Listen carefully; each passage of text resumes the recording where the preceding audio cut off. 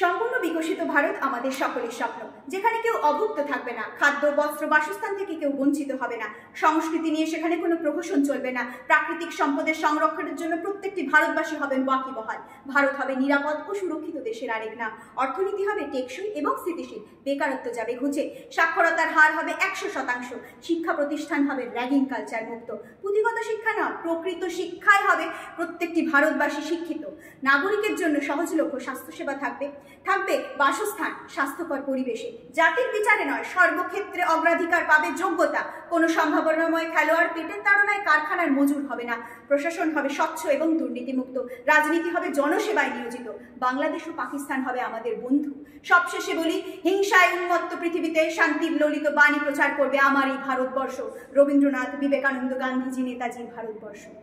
The journey of Bharat from Vikassheel to Vikshit is long but not far away. Being part of the world's largest human capital supplier, India's youth have in their hands the power to revolutionize the future of the country and lead it towards the position of a superpower nation.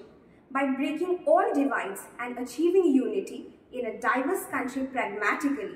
we become the architects of our Vikshit Bharat and not just beneficiaries of what our Vikshit Bharat has in store for us.